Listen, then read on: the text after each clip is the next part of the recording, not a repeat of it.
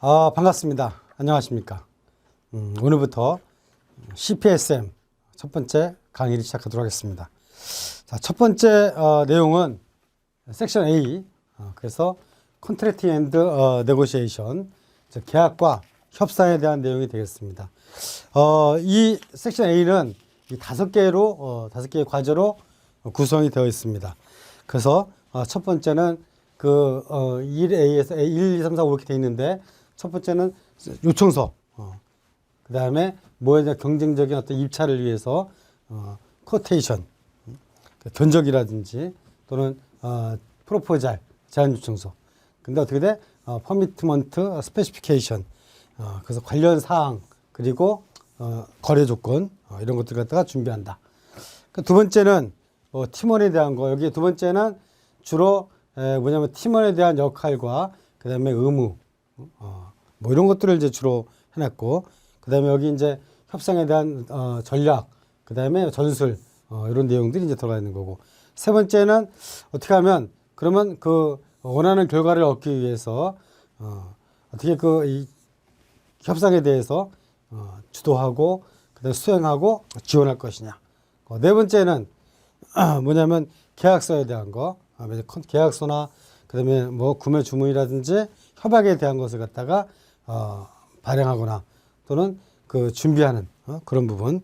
그다음에 다섯 번째 마지막으로 이 섹션 A에서는 그러면 이제 그 계약이 종료되거나 또는 만료되거나 이런 들 봐서, 그다음에 그래서 발행으로부터 끝날 때까지, 그다음에 어떤 계약서나 주문서, 이것이 발행부터 끝날 때까지의 행정적인 관리, 이런 것들에 대해서 이 5가지를 공부하게 되겠습니다. 자, 첫 번째, 특히 이제 지금 해야 될 것은 뭐냐면 입찰에 대한 내용들. 자, 넘어가면 첫 번째, 계약과 협상에서 제일 첫 번째가 뭐냐면 첫 프로세스 가장 중요한 것이 뭐냐? 요청서의 중요 양식 및 구성 요소다. 계약과 협상에 있어서 첫 번째 제일 중요한 것은 뭐냐면 이렇게 요청서의 양식과 그 다음에 구성 요소를 소개하는 것이다. 그래서 첫 번째 요청서를 준비하고, 그 다음에 그 관련 사양 거래 조건을 갖춘 그런 경쟁 입찰과 견적 제한에 대한 내용이 첫 번째 내용이 되겠습니다. 자, 그래서 여기에 이제 핵심적인 이슈가 여러 가지 있는데, 첫 번째는 뭐냐면 우리가 구매하고자 하는 그 물건에 대해서, 상품이나 서비스에 대해서 명확한 기준을 정해주는 거. 그래서 기준이 바로 뭐냐? 특성이다. 이 물건은 이 상품, 이 서비스는 어떠한 게 중요한 것이다. 그 핵심적인 거, 이런 것들을 잡아가지고 상대방에게 전해줘야 되죠.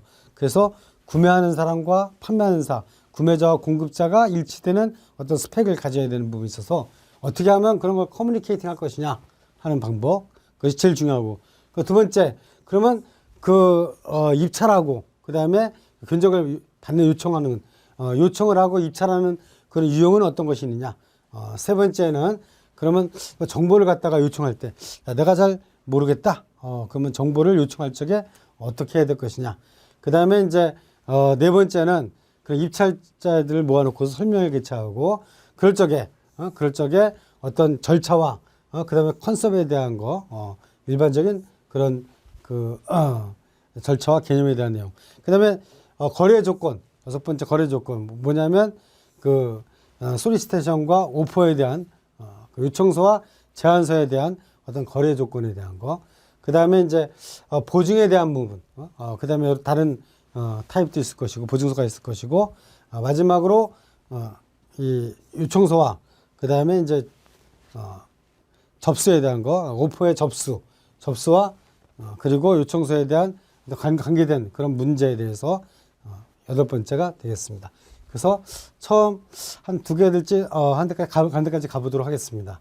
이것이 바로 뭐냐면 이제 첫 번째 계약과 협상에서 입찰에 대한 전반적인 내용이 되겠습니다. 자, 그래서 첫 번째 아까 얘기했듯이 중요한 건 뭐냐면 제품 또는 그런 서비스의 어떤 특성을 전달을 해야 된다. 전달 방법에는 여러 가지가 있는데 그 중에 특히 이제 이 스펙이라고 하는 것은 뭐냐? 그거는 이 원자재, 자재와 상품과 또는 서비스에 그 요구하는 질적인 요건. 이것이 바로 그 스페시피케이션이다. 그래서 거기에는 서비스는 특히 뭐냐면 SOW 해가지고 스테이트먼트 워크, 그래서 작업 명세서가 특히 그 서비스에서는 많이 사용되고 일반 상품에 있어서는 여러 가지가 있을 수 있는데, 자, 첫 번째 이 스펙에 대한 거, 결국은 구매자는 뭐 하는 거냐면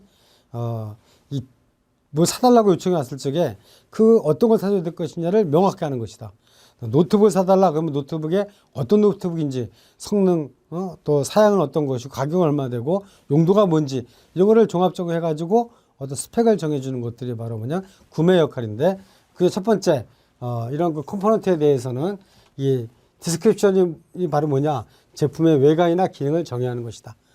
그 청사진 같은 걸로 할 수도 있고, 또 매테리얼 스펙 갖고 할 수도 있고, 그 다음에 퍼포먼스 스펙 갖고도 할 수 있다. 그 다음에 뭐 SOW 이런 것도 여기 해당되는 것이고, 두 번째는 뭐냐, 이것이 퀀티티브, 우리가 뭐 측정해가지고 뭐 그 불량률 같은 것도 할 수 있는 것이고. 자, 그래서 특히 보면 전자제품에 있어서는 ppm이나 ppb를 갖고 하고, 그 다음에 장비에 있어서는 뭐 고장에 대한 MTBF, 그 다음에 커스텀 프로덕션에 있어서는 CPK. 우리가 주문했을 적에, 이거는 뭐냐, 주문했을 적에 그쪽에 기성품을 사는 게 아니고 공정에 대한 능력을 사는 거기 때문에 공정 능력은 어떤지, 공정 능력이 높을 수 있으니까. 그 다음에 이제 퍼포먼스에 대한 거. 그래서 이거는 뭐, 야, 이건 서비스에 대해서 10개 중에서 뭐 그런 일이 거의 일어나지 말아야 한다, 몇 개까지 허용된다고 하는 그런 측면에서 allowable frequency, 그래서 어느 정도까지 허용 가능한지, 이런 것들이 다 그 스펙을 정의하는 요소들이 되겠습니다. 그래서 몇 가지를 좀 더 보면, ppm이라고 하는 것은 이 100만 개 중에 1개 정도의 분량을 허용하는 수준, 품질 수준이 높은 수준을 요구하는 것이죠. 6 시그마에서는 100만 개 중에서 3.4개까지, 다시 말해서 이건 다 분량을 허용하지 않겠다라고 하는 내용이고, 특히 파트 퍼 빌리언, 이건 1억 개 중에서 1개 정도만 그걸 갖다가 인정해주는 그런 수준이 되겠습니다.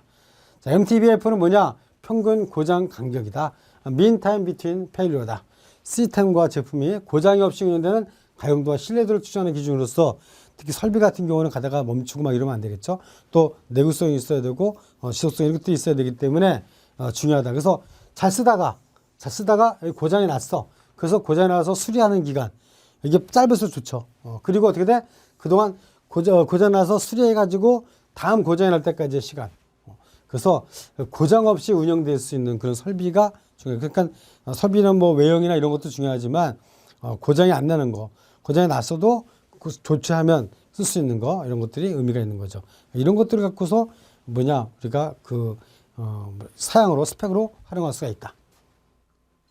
다음에 공정 능력 지수는 결국 그 공정이 얼마나 안정되느냐라고 하는 거죠. 이 단기적인 것과 장기적인 것이 있는데, 단기적인 것은 이렇게 그날의 어떤 상황에 맞춰서 그래서 이루어지는 것들, 그래서 외부적인 영향보다도 그날의 어떤 뭐 컨디션, 이런 것들에 영향을 맞추는 거.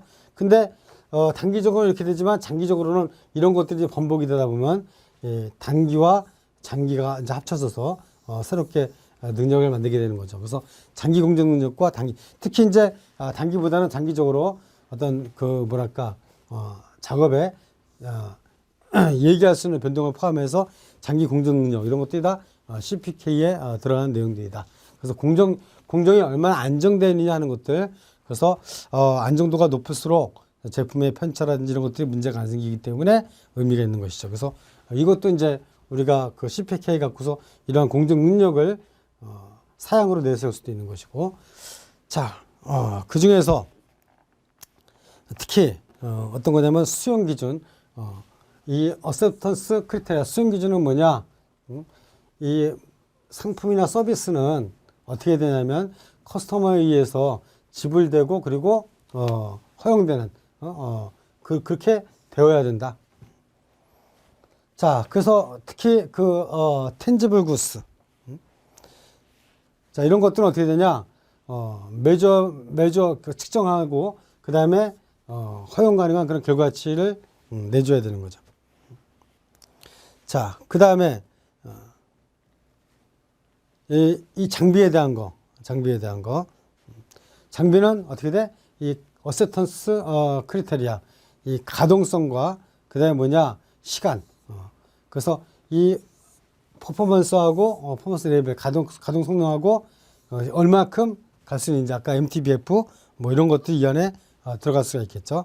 자, 서비스에 있어서는 결국 뭐냐 산출물, 어떤 거 결과, 그다음에 외관 보여주는 거 보고서, 그다음에 이제 프로덕션 혹은 그 장비의 어떤 성능 뭐 이런 것들이 다 뭐냐면 산출물이라는 개념으로 들어갈 수가 있다. 그래서 허용될 수 있는 수준들이 여러 가지 이런 측면에서 볼 수가 있는데, 특히 수용 기준은 뭐냐? 그래서 다시 한번 정의하면 제품이나 서비스의 제공 시 고객이 이를 수락하고 그리고 이 대금을 지급하기 위해서 제품과 서비스를 충족해야 하는 그런 사양을 정의하는 것이다. 자, 그래서 여러 가지 내용들을 살펴봤고요. 자, 그러면 이제 첫 번째 퍼포먼스 앤드 여기 이제 A에 대한 거, 성능 및 설계 사항, 설계 사항에 대해서인데, 공급관리 전문가는 뭐냐, 마지막 결과에 대해서 내가 요구했던 그 특성에 대해서만 관심을 갖는다. 그러니까 구체적으로 어떻게 만들 것이냐 이런 것은 누가 하냐면 서플라이어가 하고, 그 다음에 자, 이 디자인에 대한 거, 디자인에 대해서는 구매 조직이 하는데, 최종에 대한 상품물에 대해서 최대한의 통제권을 부여한다. 그러다 보니까 어떻게 돼? 최종 제품에 대한 적절한 성능에 대한 그런 의원 부담은 누가 지게 돼? 공급관리자가 지게 되는 거죠. 자, 그 다음 내부 외부에 있어서의 어떤 스펙은 일치하면 좋겠죠. 그래서 표준화된 거라서 내가 KS 규격을 따른 산해 규격을 가지고 있고, 그 다음에 ISO에 맞춰서 KS, 그 다음에 산해 규격 이렇게 되면 그럼 어떻게 됩니까? 뭐 업계 규격 이렇게 되면 그러면 내 물건이 만들어진 걸 갖다 주면 다 이상 업계 맞는데, 이게 사양이 안 맞으면 어떻게 돼? 거기에 대해서 뭐 문제가 있냐? 코스트 상승에 문제가 있을 수 있다. 자, 그 다음에 또 사양 중에 보면 이렇게 뭐가 있냐? 샘플이 있다. 샘플이 근본 사양이죠. 그 샘플과 근본에 맞춰서 만들어야 된다. 그래서 피지컬한 샘플이 스펙으로서의 제공이 되면 다 어떻게 돼? 똑같아야 한다. 그 다음에 마지막에 뭐냐? SOW 작업 명세서 내지는 작업 범위에. 그래서 특히 어떻게 돼? 서비스에 대해서 많이 한다는 거죠. 자, 계약자, 제공자가 수행하기를 기대하는 구체적인 서비스 작업을 포함하고 과업 및 산출물의 일정과 서비스의 유형, 특징, 범위, 수준 이런 걸 다 포함한 유형, 특징, 범위, 수준 및 품질을 포함한 SOW 이런 것들이 또 뭐냐면 우리가 전달할 상품의 특성으로서 전달하고자 하는 내용이 되겠습니다. 이런 것들이 결국 마지막에 그 물건을 받을 적에 중요한 요소가 되는 것들이죠. 자, 그러면 이제 그러한 그 상품에 대한 특성들이 나왔다.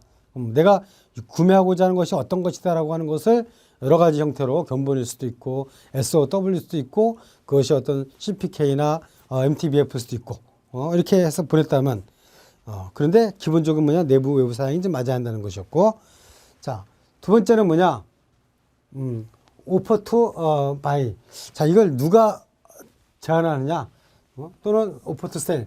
구매를 제한하거나 아니면 판매를 제한하는 경우가 있다. 자, 그러나 기본적인 건 뭐냐? 우리가 무역에서 마찬가지예요.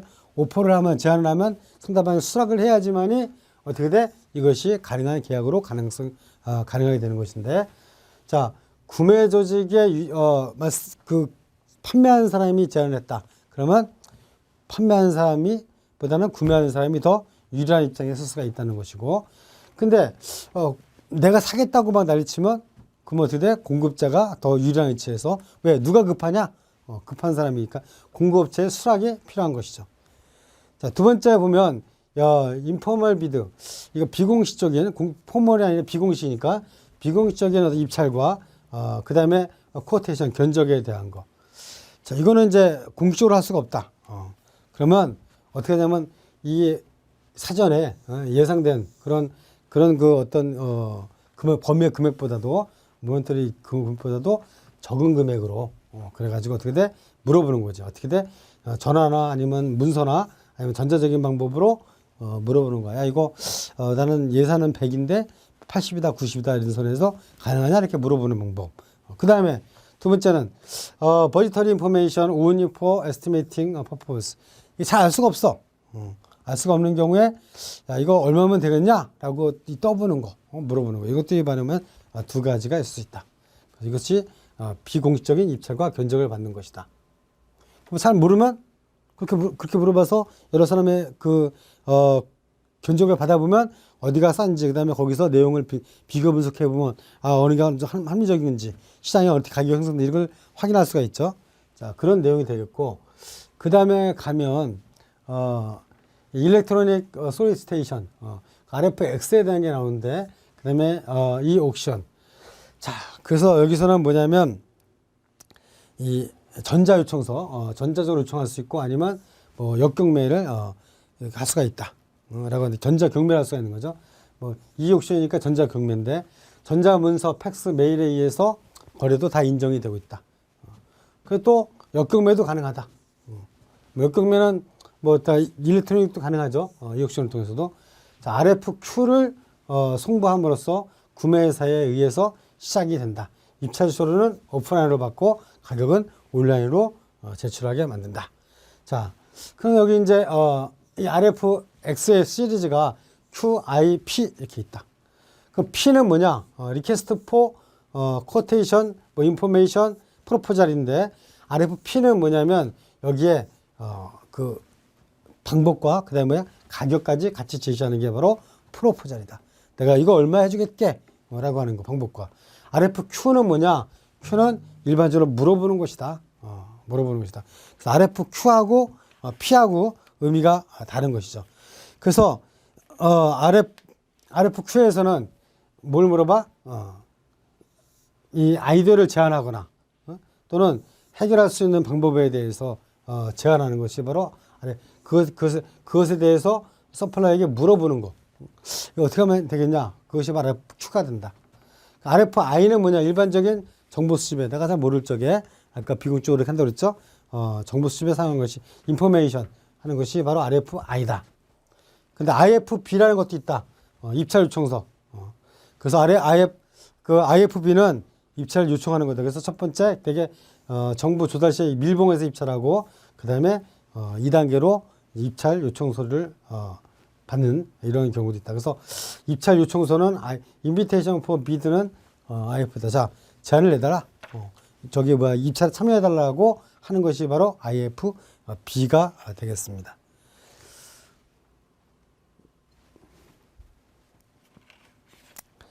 자, 그 다음에 이제 네 번째는 D는 뭐냐?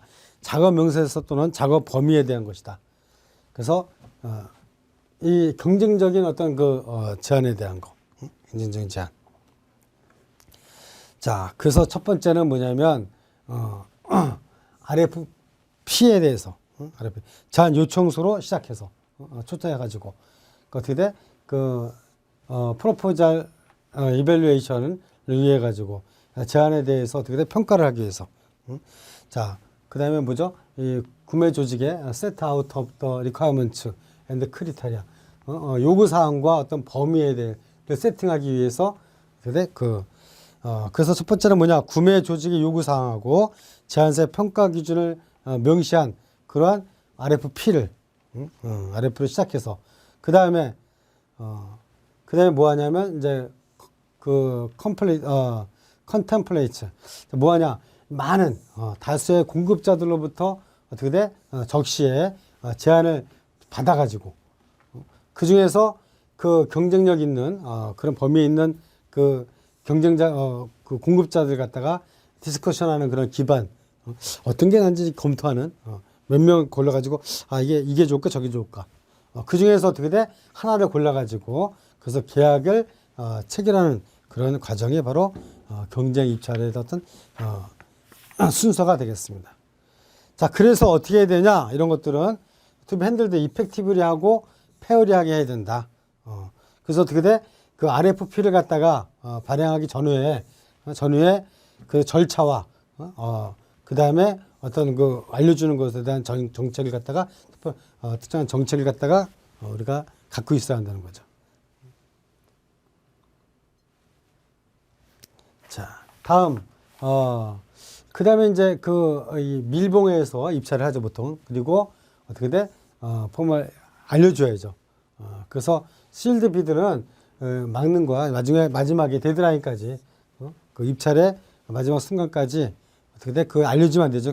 그 상대방 경쟁 입찰하는데 가격이 얼마인지에 대해서 뭐 기술도 있지만 가격이 얼마인지 이걸 알려주면 상대방이 바꿨을 수도 있고 문제가 되기 때문에 밀봉해서 했다가 그리고 마지막에 포머 어드버타이징 다 알려줘야죠.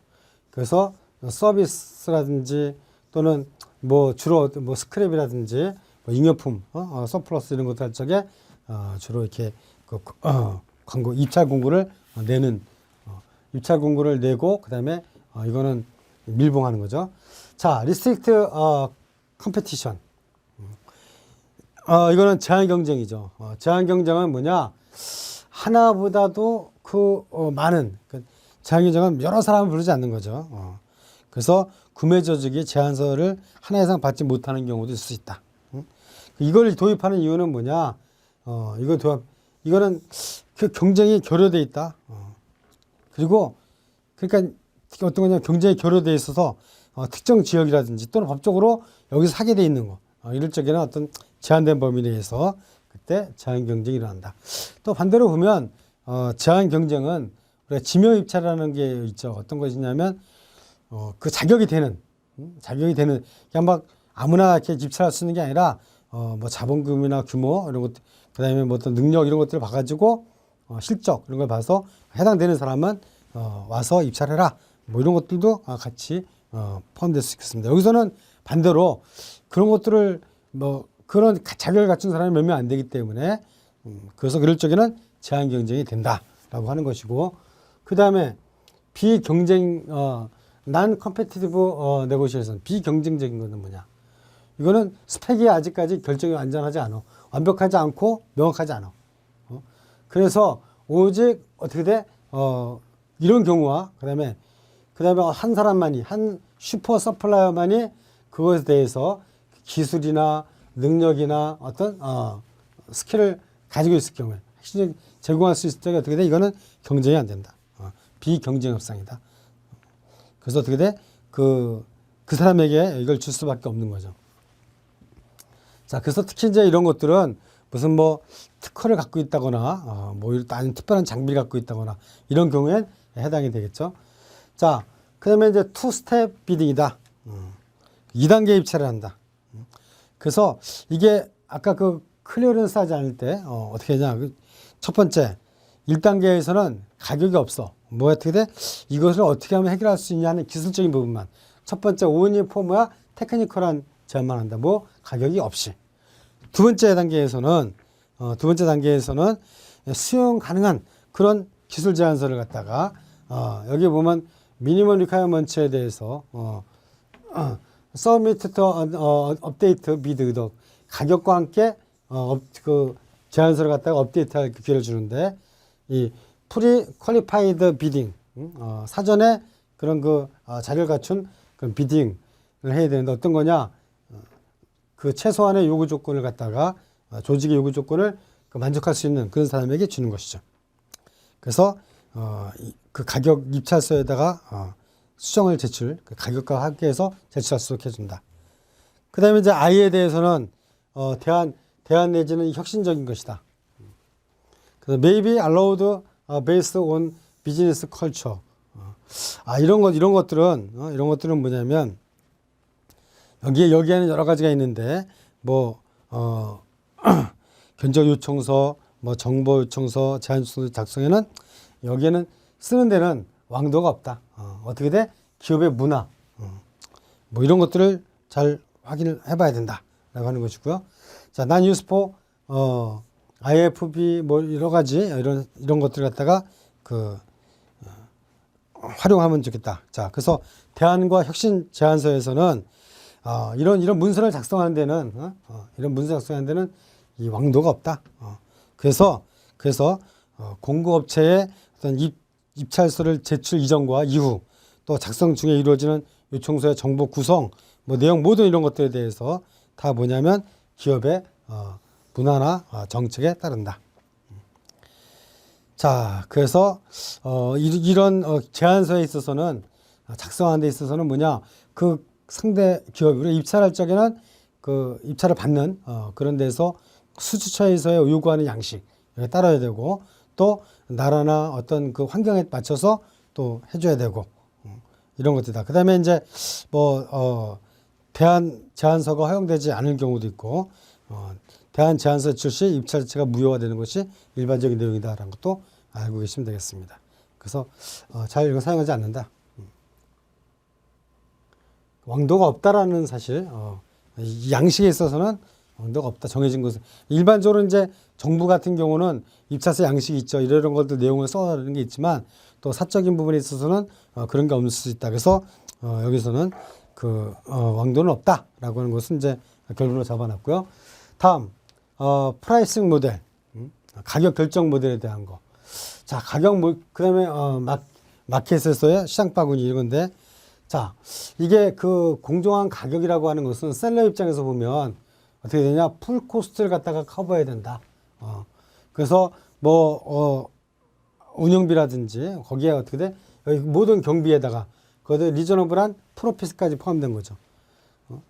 그래서 이건 어떻게 되냐, 관련된 비용, 뭐 서비스나 상품에 대해서 그 가치와 가치를 기반으로 해서 뭐 컴펜세이터 보상할 수 있는 뭐 이러한 것. 그래서 하여튼 셀러 입장에서는 내가 들어간 비용에다가 플러스 이윤까지를 포함해서 받아야겠다는 입장이고, 그다음에 공급관리자는 그 기본이 뭐냐, 가장 싼 가격에 받으면 된다.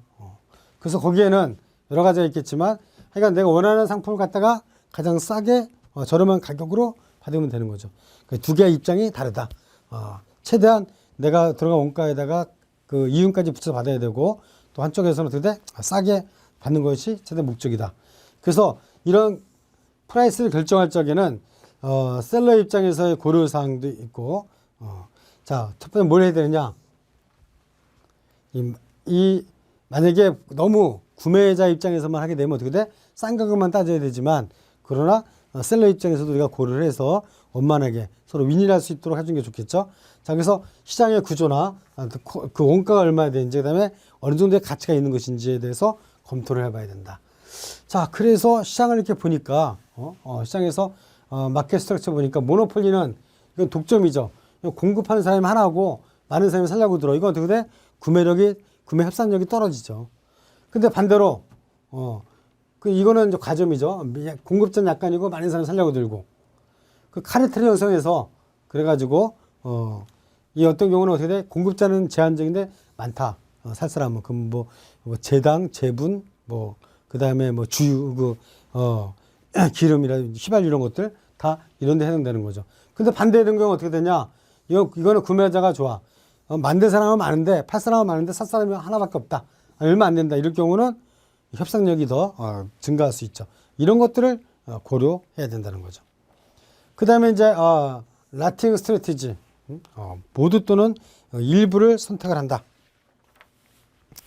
자, 그래서 라트 전략은 주로 이제 온라인 입찰을 많이 하는데, 인클루드 리버스 옥션, 뭐 역경매를 할 수도 있고 온라인 통해서 할 수가 있다. 그래서 이때는 주로 다품목인 경우 또는 원가 절감을 증대를 목적으로 한다. 그 라트 비딩 룰은 어떻게 돼? 특별히 맥시마이즈 하기 위해서 그들 S&P에 의해서 효과를 갖다가 맥시마이즈 하기 위해서 활용될 수가 있다. 자, 그래서 라트 전략은 어떤 데 쓰느냐? 다수의 품목 및 서비스를 입찰할 적에, 이게 하나로 하는 게 아니라 하나하나 개별적으로 하게 되면 이거 다 각각이잖아, 그렇죠? 그러면 협상력이나 구매력이 떨어지니까 이거 어떻게 돼? 묶어가지고 하나로 이렇게 하는 게 라팅이다. 그래서 어떻게 돼? 모두 내가 10개의 품목을 하면 모두 하나를 묶어서 이렇게 입찰을 받는 것이고, 일부만 그중에 성격이 같은 5개 나눠서 할 수도 있고, 선택적으로 해서 할 수도 있다. 그래서 라트로 묶어서, 우리가 라트로 사면은 팔 때도 좀 라트로 팔기 원하죠. 살 때도 어떻게 돼? 라트로 해가지고 이렇게 하면 좋겠다. 그래서 라트 전략이다. 이것도 의미를 알겠죠. 라트에 대한 의미가 뭐냐면 개별적으로 하나하나 입찰 하는 게 아니라 묶어가지고 전부 묶든지 아니면 부분으로 묶든지 해가지고 입찰에 붙이는 것이 바로 라트 전략이다 라고 하는 거 알고 계시면 되고요.